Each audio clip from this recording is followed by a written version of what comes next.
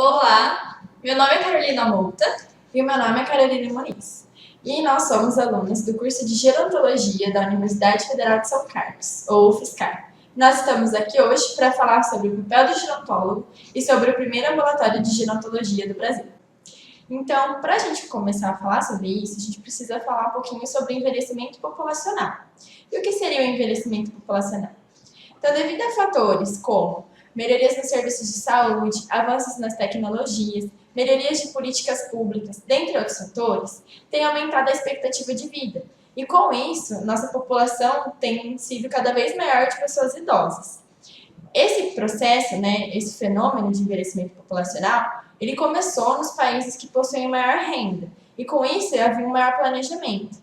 Aqui no Brasil, esse processo começou de uma maneira muito rápida e nós não estamos ainda 100% preparados. Com isso, a gente vê a importância dos serviços de saúde conseguirem atender essas novas demandas. Com essas alterações também, decorrentes do processo de envelhecimento, nós temos algumas alterações, dentre elas as sensoriais, que são aquelas relacionadas aos sentidos, então olfato, tato, visão, audição. Temos as alterações neurológicas, as alterações psicológicas, nos ossos, nas articulações, que são alterações que, com o passar do tempo, podem tornar o indivíduo, e a pessoa idosa, uma pessoa dependente, uma pessoa vulnerável, que precisa de outras pessoas para realizar o seu próprio cuidado. E qual é a importância, quando a gente fala sobre isso? A importância está em tornar essas pessoas inseridas na sociedade, para que elas não sintam que o processo de envelhecimento ou que a fase da velhice sejam aspectos negativos na vida delas. Diante desse cenário, é importante a necessidade de um profissional que consiga atender esses problemas por conta do envelhecimento populacional. O gerontólogo é um profissional generalista, crítico e reflexivo, que estuda o envelhecimento nos aspectos biológicos, psicológicos e sociais, integrando todas as partes do envelhecimento multidimensional e da velhice. Pode-se dizer que é um gestor de envelhecimento, mas como ele atua? Sua área de atuação pode ser dividida em 3 focos. Microgestão, que é a atuação de gestão de casos individuais em que o profissional realiza uma avaliação gerontológica ampla do paciente e focada nele, fornecendo orientações de equipamentos de saúde, produtos e serviços, da rede de saúde, da assistência social, educação e entre outras. Visando também a redução da sobrecarga dos cuidadores e a manutenção da qualidade de vida do paciente, acompanhando com uma referência e contra-referência do idoso na rede de atenção à saúde. A sua atuação na gestão junto a uma equipe multiprofissional, em que o profissional pode desenvolver materiais e protocolos para facilitar e padronizar a dinâmica do trabalho, além de promover comunicação entre pacientes, familiares e a equipe de saúde de forma clara, criando e potencializando vínculos por meio de escuta qualificada. Promover a integração das práticas de diversos profissionais da equipe multiprofissional, facilitando como um elo entre os membros da equipe.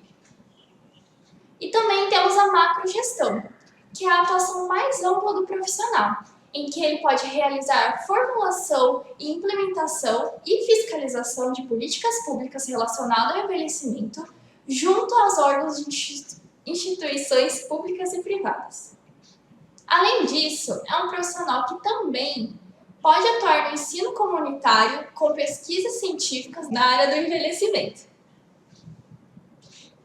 A nossa turma ingressa no ano de 2017, está sendo a turma inaugural do primeiro ambulatório de gerontologia do Brasil, que fica localizado no Hospital Universitário da cidade de São Carlos.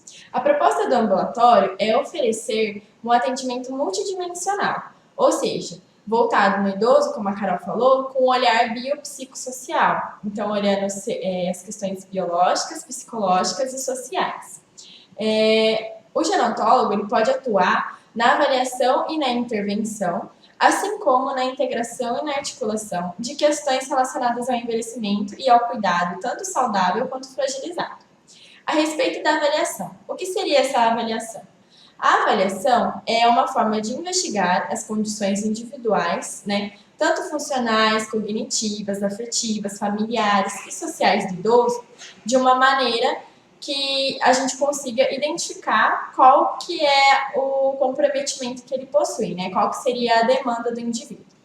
Cada avaliação gerontológica dura em média de 60 a 90 minutos. E o ideal é que ela seja realizada junto com um profissional geriatra, porque assim a gente consegue complementar todos os conhecimentos na área do envelhecimento. Depois que a gente faz o levantamento das demandas específicas, a gente pode encaminhar o indivíduo para o profissional mais adequado.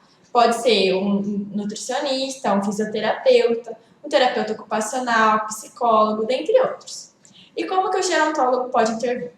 A intervenção consiste, né, em identificar e conseguir reconhecer essas demandas, né, essas deficiências ou disfunções que o paciente apresenta, né, e identificar com que ela está relacionada, se ela está relacionada com outras esferas. Então, por exemplo, a esfera de lazer, de suporte social, familiar, de segurança ambiental, segurança domiciliar, dentre outros. Porque a gente tem um olhar generalista, como a Carol citou. A intervenção, ela serve como uma forma de prevenir os agravos das doenças e também como uma forma de promover a saúde, o bem-estar e a qualidade de vida. Geralmente, a gente nomeia essa intervenção como plano de cuidado singular. Por que singular? Porque ela representa um olhar direcionado para a individualidade de cada paciente, ou seja, cada paciente deve ser visto de uma maneira diferente, porque como a gente já citou anteriormente, o processo de envelhecimento é algo complexo que depende, é influenciado por diversos fatores. E por último, mas não menos importante, a gente também pode integrar e articular os serviços e a rede que vão ser usados pelo paciente, com o objetivo de evitar a fragmentação. E o que seria a fragmentação? A fragmentação ela ocorre quando o paciente não tem informações suficientes ou por falta de comunicação entre os profissionais, e aí o indivíduo acaba se perdendo dentro dessa rede. Então, ele não segue o tratamento da maneira correta ou da maneira que ele havia sido orientado. Sendo assim, é muito importante que o profissional gerontólogo, né, ele esteja monitorando o paciente pela rede, a fim de confirmar se ele está comparecendo a tudo que foi orientado e investigar também as suas ausências. A maioria dos casos que chegam até nós aqui no ambulatório são casos de vulnerabilidade social, comprometimento cognitivo leve, demências, número recorrente de quedas, polifarmácia, que seria a ingestão contínua, né? Ou seja, quando a pessoa toma todos os dias 5 ou mais medicamentos, e as polipatologias, que é quando o indivíduo possui muitas comorbidades, muitas doenças. Então, após o indivíduo chegar no ambulatório, que pode ser ou por encaminhamento ou por agendamento via cross, a gente realiza, né, essa anamnese que a gente fala, que são algumas perguntas, né, para a coleta de dados mesmo, e a gente aplica um instrumento chamado Índice de Vulnerabilidade Clínico-Funcional, o 20, que seria o IVCF. Ele possibilita que a gente faça essa anamnese, analisando a autopercepção do indivíduo sobre a sua saúde, a sua funcionalidade, sua cognição, seu humor, mobilidade, questões como a comunicação mesmo, polifarmácia, polipatologia. Depois, a gente aplica um outro instrumento, né, um outro protocolo, denominado Classificação Clínico-Funcional do Idoso, que seria o CIF, que a gente chama, que auxilia a gente a entender melhor o nível de fragilidade e como ele seria classificado. Por quê? A fragilidade ela é uma condição, né, de saúde que faz com que o indivíduo consiga responder de uma maneira pior, assim, vamos dizer, a eventos estressores. Aí causa uma desregulação, uma descompensação, e ele pode ter uma vulnerabilidade na sua funcionalidade, ou seja, ele deixa de exercer alguns papéis que ele estava acostumado a exercer antes. E aí, como que a gente avalia essa fragilidade? A fragilidade a gente avalia através de 5 fenótipos que são trazidos pela literatura. Então, seria o baixo nível de atividade física, a lentidão da marcha, a fadiga, a perda de peso não intencional. E com isso, a gente pode classificar o indivíduo como robusto, que é quando ele não possui nenhum nível de fragilidade, né, nenhum componente comprometido, que a gente fala, né, desses fenótipos. Pré-frágil, que é quando ele possui 2 ou mais, Então, a gente considera ele como pré-frágil, ele precisa de uma maior atenção. E os indivíduos frágeis, que são aqueles que possuem 3 comprometimentos ou mais. E a gente sempre tem que estar atento, porque se for identificado antes, a gente consegue fazer uma prevenção dessa fragilidade, como também fazer com que ela seja melhor tratada, assim dizendo.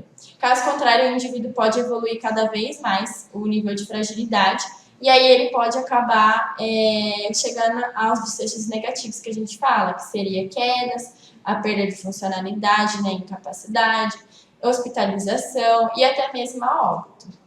Então, nesse contexto, qual seria a importância, né, de a gente ver qual é a importância de um ambulatório de gerontologia? E aí, onde surgiu o ambulatório de gerontologia? Como surgiu o ambulatório de gerontologia? O ambulatório surgiu baseado em atividades acadêmicas, projetos de extensão e pesquisa que vem sendo realizado no local desde 2009, sendo aprovado em novembro de 2018, com atividades iniciadas no primeiro semestre de 2019. E onde fica o primeiro ambulatório de gerontologia? O ambulatório se encontra no Hospital Universitário da Universidade Federal de São Carlos. Qual a sua ênfase? Ele tem como destaque a prática profissional e pesquisas voltadas à atenção gerontológica de pessoas no processo de envelhecimento e idosos do município de São Carlos e sua microrregião. E qual seria o objetivo do ambulatório?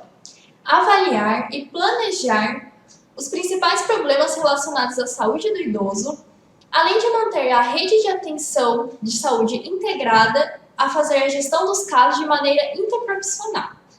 E as avaliações? Como que elas ocorrem dentro do ambulatório? Elas ocorrem uma vez por semana.